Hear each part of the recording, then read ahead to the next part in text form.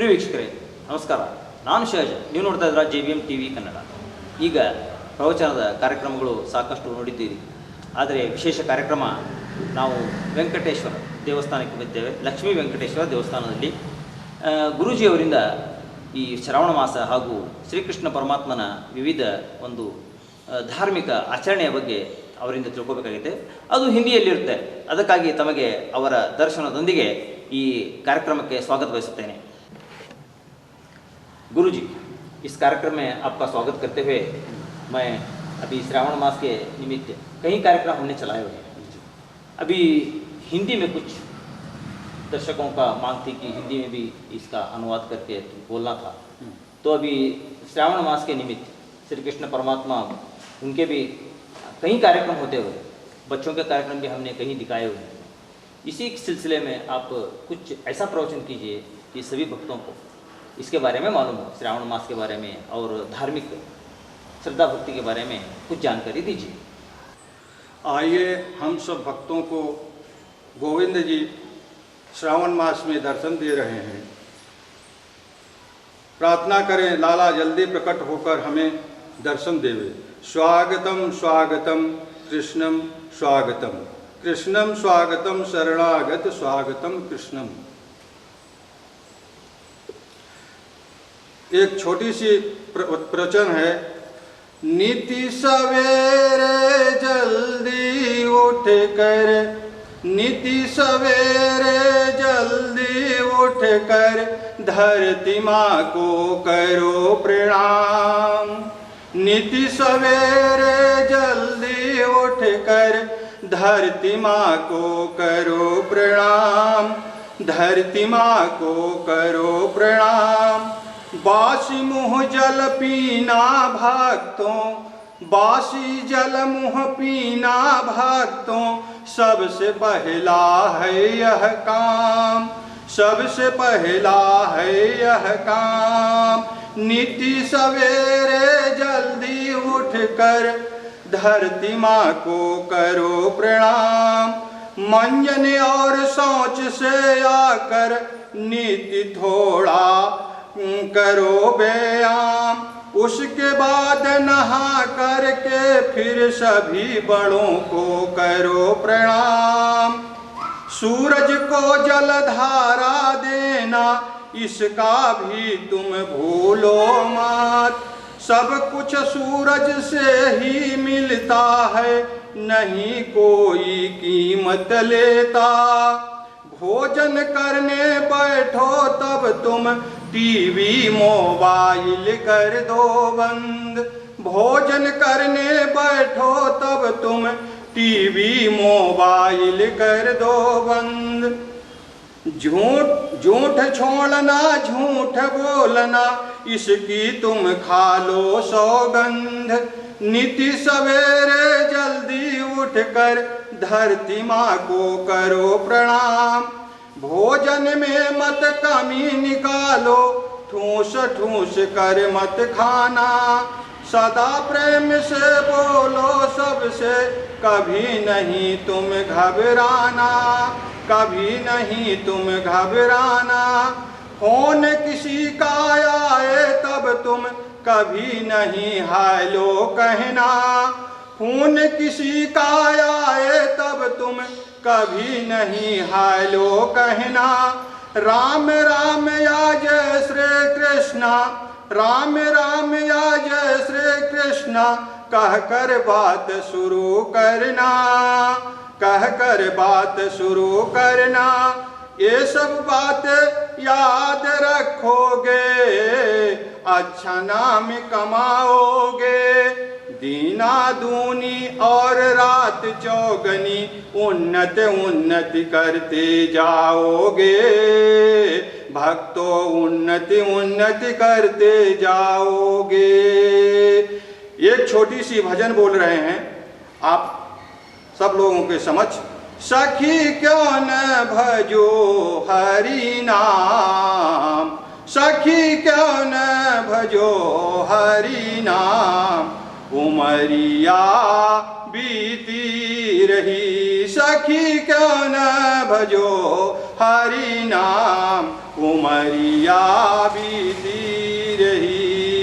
उठे प्रभात प्रभु जी को भजे लो, उठे प्रभात प्रभु जी को भजे लो। 6 बजे छबीले शाम उमरिया बीती रही। सखी क्यों न भजो हरि नाम उमरिया बीती रही। 7 बजे सांवरिया को भजे लो, 8 बजे आनंद कन उमरिया बीती रही। सखी क्यों न भजो हरि नाम उमरिया बीती रही। 9 बजे नारायण को भजे लो, 10 बजे दामोदर लाल उमरिया बीती रही। सखी क्यों न भजो हरि नाम उमरिया बीती रही। 11 बजे गिरधारी को भजे लो, 11 बजे गिरधारी को भजे लो। 12 बजे 52 अवतार उमरिया बीती रही। सखी क्यों न भजो हरि नाम उमरिया बीती रही। 1 बजे ओम नमो को भजे लो, 2 बजे द्वारिका नाथ उमरिया बीती रही। सखी क्यों न भजू है हरि नाम उमरिया बीती रही। 3 बजे त्रिलोकी को भजे लो, 4 बजे चतुर्भुज रूप उमरिया बीती रही। सखी क्यों न भजो हरि नाम उमरिया बीती रही। 5 बजे पुरुषोत्तम को भजे लो, 5 बजे पुरुषोत्तम को भजे लो। 6 बजे छबीले श्याम उमरिया बीती रही। सखी क्यों न भजी हरि नाम उमरिया बीती रही। इतने सुंदर सार थे इस भजन के। हर पल एक सुबह से लेकर शाम तक हर पल एक भजन गाते गाते एक भक्ति का लीन, उसी के अंदर पूरा अपने आप को लीन करने वाला आपने बहुत सुंदरता से इसकी वर्णन की। साथ साथ में मंत्र जपते हुए भी अपना जीवन कैसे बिताएं, इसके अंदर वो भी उसके अंदर बहुत से मतलब के साथ के था। गुरु जी आते आते अभी देवकी नंदन इनके बारे में कुछ अंश बताइए।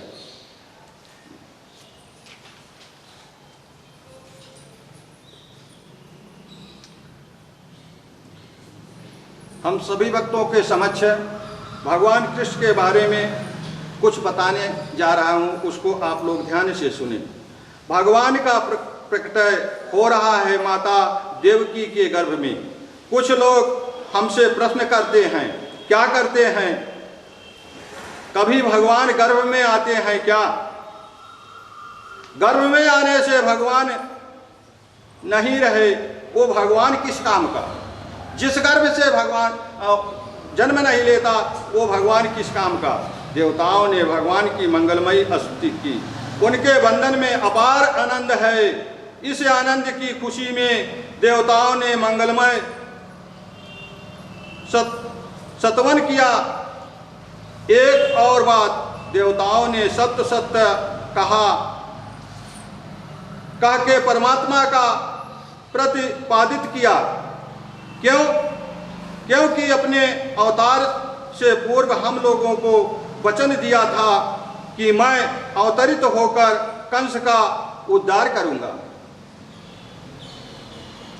मामा समझकर कहीं आपने उसे छोड़ दिया तो सबका कल्याण ही कर देगा। इसलिए देवता बार बार सत्य सत्य स्मरण करते हैं, भूल नहीं जाए आप। माता देवकी से भी कहा, माँ डरना नहीं, तुम्हारे गर्भ में जो बालक है ये भगवान है, वह यदुवंशियों की रक्षा करेंगे, तुम्हारे कष्ट की निवृत्ति करेंगे। धीरे धीरे आ रहा है भादव का महीना।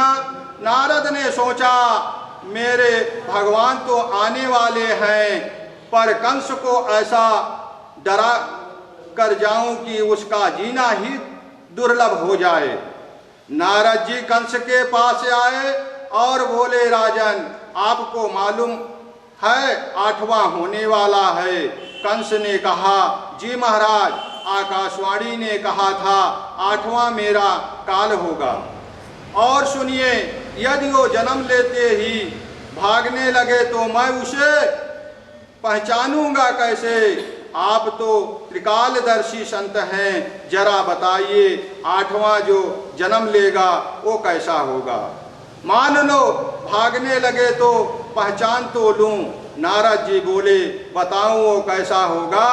वो काला काला होगा, मुरली वाला होगा, देखने में छोटा पर पेट में दाढ़ी वाला होगा। काला काला होगा, नाम भी उसका काला, शरीर भी उसका काला, केस भी उसके काले, सावधान रहना। नारद जी समझकर चले गए।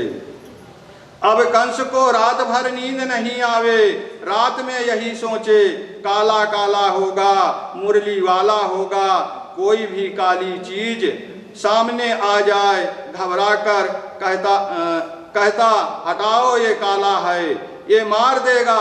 कोई काली चीज को देखकर डर जाए, इतना उसका चिंतन हो गया कृष्ण के प्रति।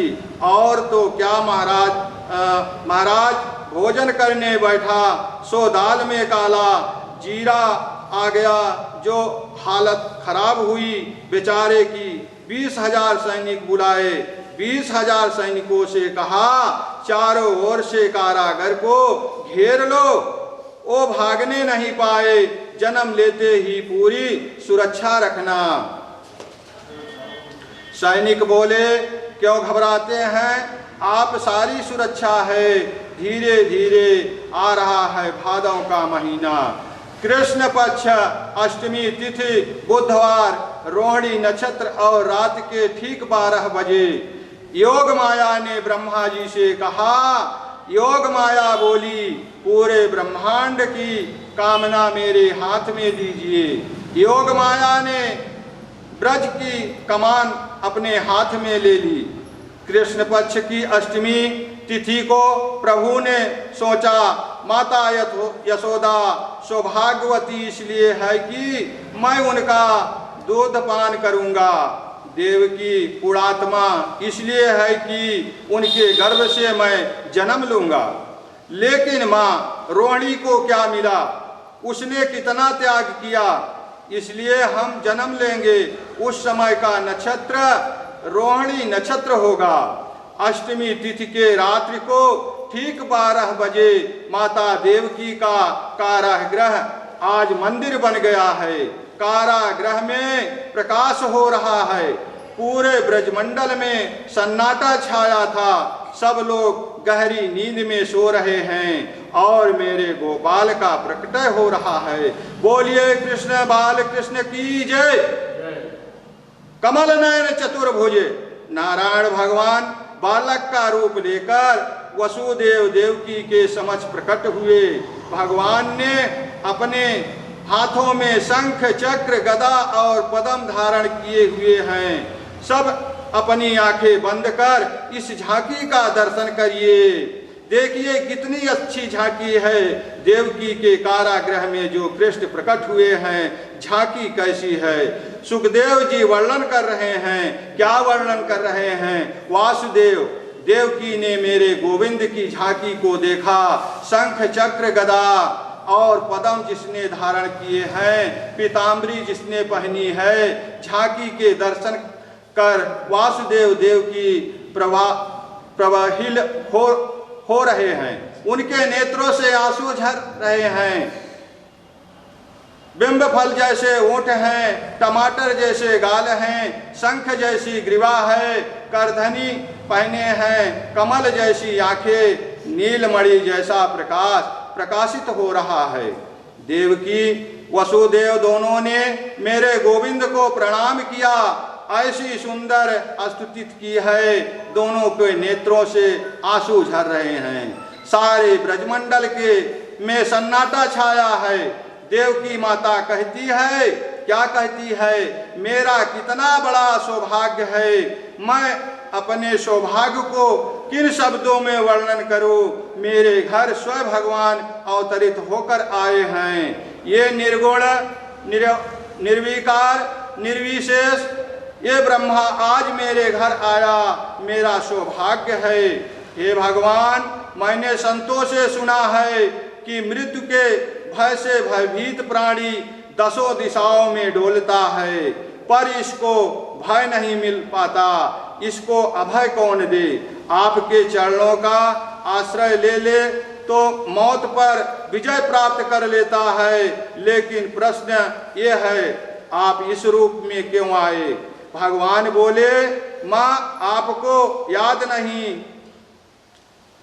शंभो मोहंतर में आप लोगों ने मेरी बहुत तपस्या की थी। अब आपने कहा था कि आप जैसा पुत्र मुझे मिले तो उस समय मैं आपका बेटा बना। प्रश्न गर्भ दूसरी बार आप काश्यप आदि बने तो मैं आपका पुत्र वामन बना। इस बार वासुदेव देवकी बने तो मैं कृष्ण बनकर आ गया हूँ। यदि कोई यह कह दे कि आप हमारे पुत्र बन जाओ तो एक बार पुत्र बनकर कार्य को पूरा करता हूँ, लेकिन कोई यह कह दे कि आप जैसे पुत्र हमें हो जाए, वहाँ मुझे 3 बार आना पड़ता है। माता ने कहा, वो तो ठीक है, आपका पुत्र बनकर आने का कहा था, आप तो पिताजी बनकर पधारे हो। ये शंख चक्र गदा और पद्मधारी को कैसे गोद में लें, कैसे प्यार करें। भगवान ने कहा, मैया सत्य कहता हूँ कि मामा कंस जन्म लेते ही मारने चला आता है ना, इसलिए हम सुदर्शन चक्र लेकर आ गए हैं। हमने सोचा जो काम 11 वर्ष बाद करना है वो आज ही कर देंगे, इसलिए हम तो सुदर्शन चक्र लेकर आ गए। यदि आप ये चाहती हैं कि मैं छोटा बालक बनूं तो मैं आपकी रक्षा कंस से नहीं कर सकता, बल्कि आप लोगों को कंस से मेरी रक्षा करनी पड़ेगी। हम कैसे रक्षा कर सकते हैं, आप मुझे गोकुल पहुंचा दो। नंद पत्नी ने इसी समय एक कन्या को जन्म दिया है, हमें ले जाकर वहां सुला दो, कन्या को ले जाकर के कंस को सौंप दो। वासुदेव ने कहा, हथकड़ी लगी है, बेड़ियां लगी हैं, कैसे कर सकते हैं ये सब। गोविंद बोले, इसकी चिंता मत करो, जीव जब मेरा आश्रय लेता है तो सारे बंधन खुल जाते हैं। भगवान छोटे से बालक बन गए, देवकी ने गोद में लिया, अपना स्तनपान कराया। अब जैसे ही वासुदेव ने कृष्ण को गोद में लेने का प्रयास किया, सो उनकी हथकड़ी खुल गई। डलिया में सजाकर कृष्ण को उसमें लिटाकर जैसे ही चलने को उदय हुए, पैर की बेड़िया खुल गई। मतलब क्या, जीव जब कर्म करने का प्रयास करता है तो परमात्मा सहायता करते हैं। वासुदेव देवकी की हथकड़ी पहले नहीं खुली, जब कृष्ण को लेने का और चलने का प्रयास किया तो खुली। इसका मतलब क्या है, हम प्रयास करेंगे तो सहायता परमात्मा करेगा। मंद मंद जलधारा, मंद मंद बारिश हो रही है, एक एक ताला खुला जा रहा है। वासुदेव जी कृष्ण जी को मस्तक पर विराजमान आगे चल रहे हैं। 20,000 सैनिक सब सो गए। रात्रि का समय, पवन देवता तीव्र गति से चलने लगे। बारिश जोर से होने लगी। वासुदेव ने चारों ओर देखा तो बस पानी ही पानी दिखाई देता है। पानी में कई कई प्रकार के जीव जंतु बोल रहे हैं। अर्धरात्रि का समय, चंद्रमा अभी निकला ही नहीं। पानी में कहीं मेढक बोलता है, कहीं झींगुर बोलता है, कहीं सांप आदि बोलते हैं। बड़े बड़े मगरमच्छ दौड़ रहे हैं। जल में वासुदेव ने कहा, ये क्या देख रहा हूं। मैं मन में बड़े भयभीत हो गए वासुदेव जी, लेकिन चलना तो होगा। जैसे ही जलाशय को पार कर चले तो यमुना जी आ गई। गोकुल जाने के लिए यमुना को पार करना होगा। यमुना में अंदर जा रहे हैं तो यमुना का जल ऊपर की ओर उठता है। मेरे पति का प्रकटय हो रहा है, मैं तो इसके चरणों का स्पर्श करूंगी।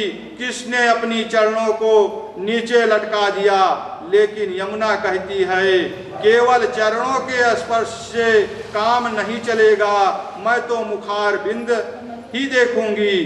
कन्हैया बोले, लो कर लो बात, मेरा मुखार बिंद तब ही देखेगा जब पिताजी पूरे डूब जाएंगे। यमुना जी ऊपर को उठी तो कृष्ण का मुख तो दिखा नहीं। वासुदेव जी की दाढ़ी पहले ही दिख गई। वासुदेव जी कृष्ण को लेकर आ रहे हैं। यमुना ने गोविंद को मार्ग दे दिया।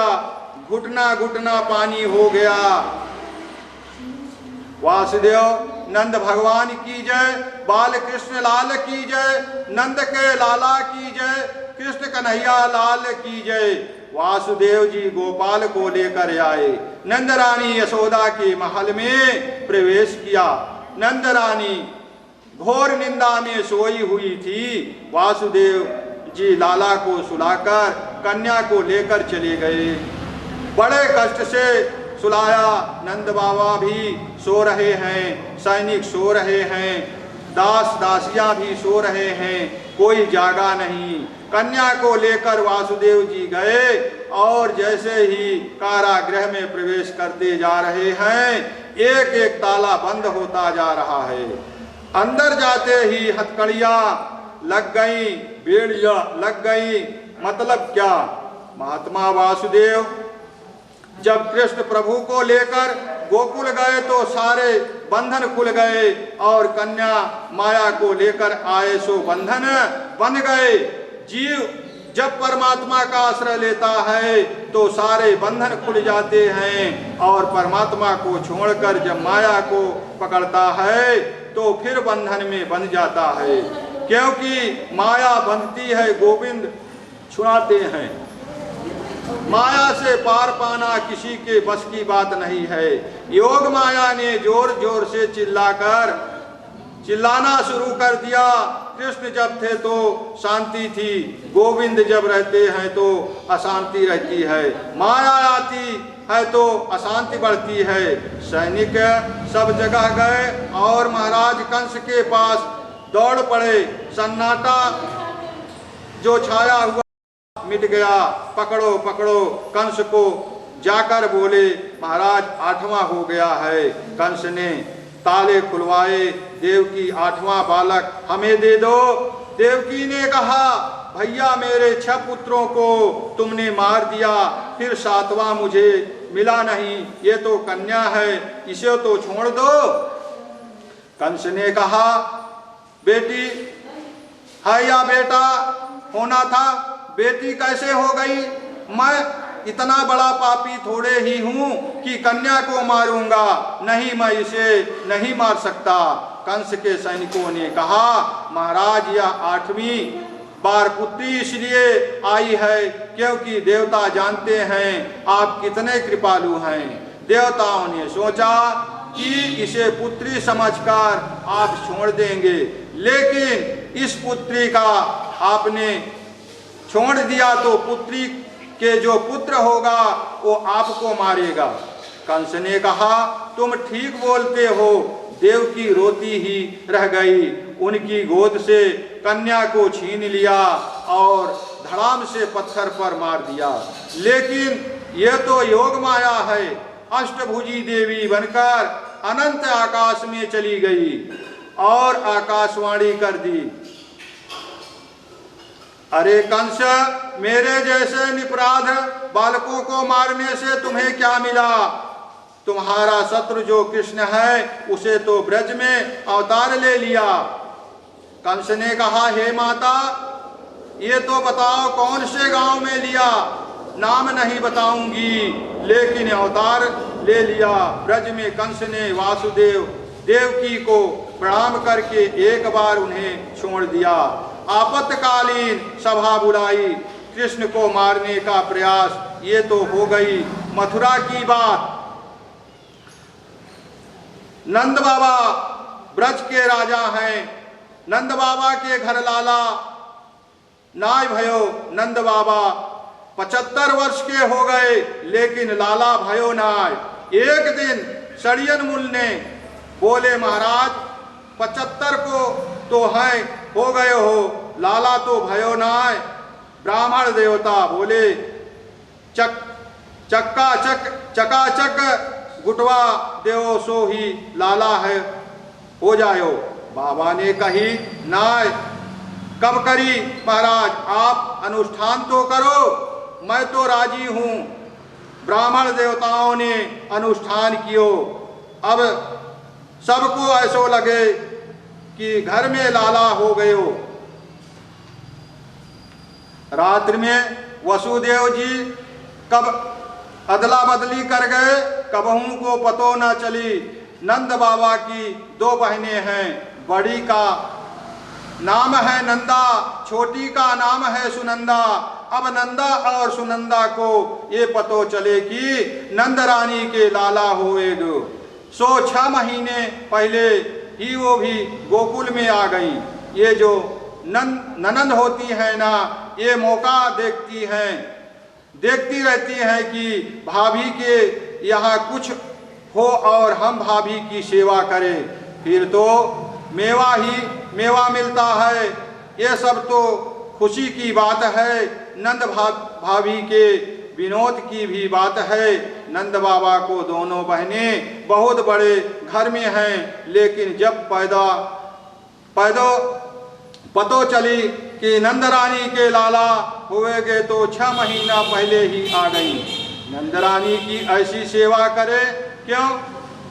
नंद रानी के गले में एक हार है, नौलखा हार। दोनों ने सोची, भाभी बड़ी कृपालु हैं, यदि लाला भयो तो ये हार हमें ही तो मिलेगा, और कौन ये लेगा? अब नवमी को प्रातः 8 बजे सुनंदा ने मन में विचार कियो कि रोज तो भाभी जल्दी जाती हैं, आज क्यों ना जागी। सुनंदा दौड़ी गई और देखो नंदरानी शयन कर रही हैं, बगल में लेटे हैं लाला। बेचारी सुनंदा ने पहले तो 21 बार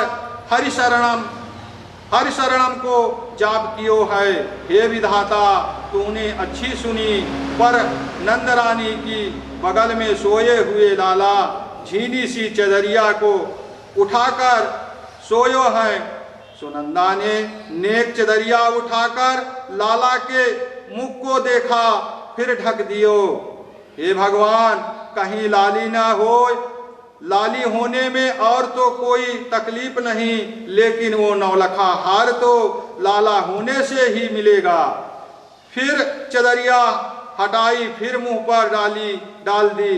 अब बड़ा साहस करके जैसे ही पूरी चदरिया उठा करके देखी तो लाला दिख गए। नंद की लाला की जय हो। सुनंदा इतनी प्रसन्न भई और बार बार आकर ताली बजाने लगी। दौड़ी नंद बाबा के पास गौशाला में गई। गौशाला में आके नंद जी की बहन ने देखो कि नंद बाबा भजन कर रहे हैं। आपको पता है नंद बाबा कौन सो मंत्र जप रहे हैं? माला पे अब ही तो भयो नाय, अबही तो भयो नाय, जाने कब होयोगे, मैं 75 वर्ष का हो गया हूँ। इतने में सुनंदा पहुँची, भैया बधाई हो। अरे भगवान कहाँ की बधाई बता तो सही। बोली पहले मोय ये बताओ, मोय क्या दोगे, जो कहोगी वही देगे, बता तो सही। सुनंदा जी बोली, भैया आपने जो तपस्या करी, आपने जो ब्राह्मण जिमाए, यज्ञ किए, उन सबको फल आपके घर आज नन्हो सो लाला भयो है। आपके घर आज नन्हो सो सुंदर लाला अवतरित भयो है। नंद बाबा ने जैसे ही लाला के जन्म को प्रसंग सुने, 75 वर्ष के बाबा 16 वर्ष के हो गए। बाबा ने यमुना जी में जाय के 108 डुबकी लगाई, पीताम्बरी पहनी, पीली बगदम्बी पहनी, पीलो पटका डारो, सिर पर पगड़ी बांधी, माथे पर चंदन लगायो, आँखन में काजल लगायो, मूछन पे ताव लगायो। फिर बोलो, लाइए रे छोरा दर्पण। ब्रजवासी ने जैसे ही दर्पण दियो, बाबा बोले, कैसे लगूं मैं? बोले, दूल्हा जैसे तुम लग रहे हो। भैया लाला भयो हैं, आज तो हमको सजना ही चाहिए। नंद बाबा दौड़े दौड़े अपने समस्त भैयन के पास गए। आज लाला भयो हैं, सब बड़े प्रसन्न हो गए।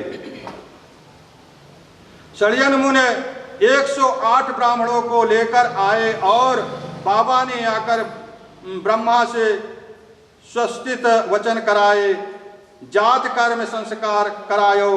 ब्राह्मण ने जाकर लाला को आशीर्वाद दियो। अब जितनी गोपी हैं उनको पतो चले कि नंदरानी के लाला भयो है। जितनी ब्रज की गोपी हैं सबने श्रृंगार कियो। जितनी ब्रज की गोपियां हैं सबने 84 गज के लहंगा पहने, सुंदर सी फरिया ओढ़ी, 16 प्रकार को सबने श्रृंगार कियो। एक 95 वर्ष की मैया नंदरानी के लाला भयो है, मैं भी सजूंगी। 95 वर्ष की मैया ने 80 बरस पहले जो शादी हुई थी, 80 बरस पहले शादी को जोड़ा निकालो। अब 75 वर्ष की मैया को दिखता भी कम है, 16 श्रृंगार किए हैं, लेकिन श्रृंगार करने में गड़बड़ी हो गई। ओठ पे लगाने वाली चीज आंख में लग गई, आंख में लगाने वाली ओठ पर लग गई। अरे आज नहीं सजूंगी तो कब सजूंगी? लाला भयो है नंदरानी के, युवती है वो भी सज रही है, वृद्धा है वो भी सज रही है। दौड़ी दौड़ी नंद जी के महल में आ रही हैं।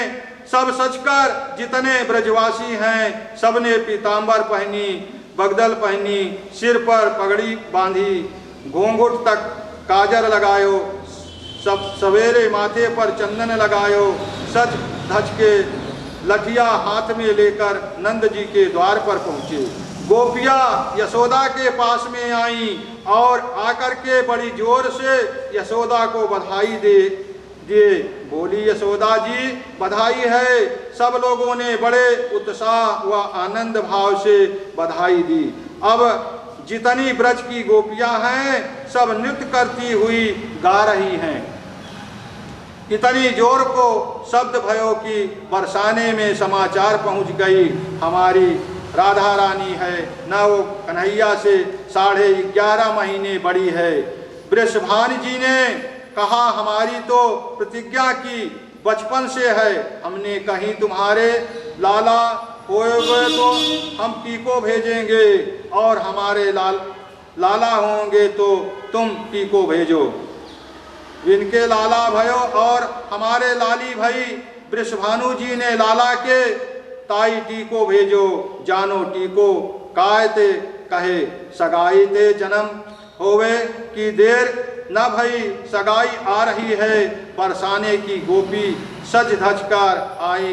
राधा रानी की सहेलियां पीले वस्त्र पहन कर आई, नृत्य करती हैं। भाई आई। अब इन गोपियां को देखकर पता है ब्रजवासी का क्या बोले, भैया जी कौन आई हैं। एक बोले तो ना जाने बरसाने से लाला के ताई टीको आयो हैं। अब सबको बहुत आनंद आयो और सब आनंद मना रहे हैं। नंद महर घर डोटा जायो, बरसाने से टीको आयो, बरसाने से टीको आयो, नंद महर घर डोटा जायो। इतनी जोर से हल्ला मचायो सबने, बरसाने से टीको आयो, नंद महर घर डोटा जायो। एक ब्रजवासी ने कहा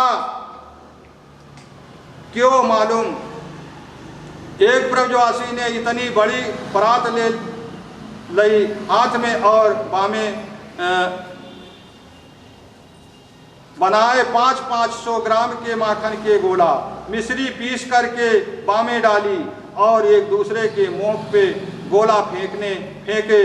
अब सब गा रहे हैं, नंद महर घर ढोटा आयो, बरसाने ते टीको आयो। वही भीड़ में एक बुढ़िया मैया आ गई। भगवान की दया से वहाँ बुढ़िया मैया ने मुंह में एक भी दांत नहीं है। 75 वर्ष के बुढ़िया मैया बिना दांत वाली है।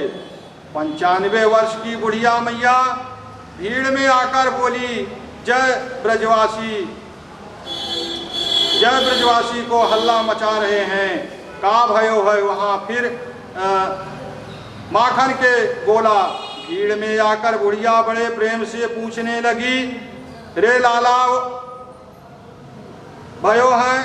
ब्रजवासियों ने कहा भयो है, जैसे ही पाने कही भयो है।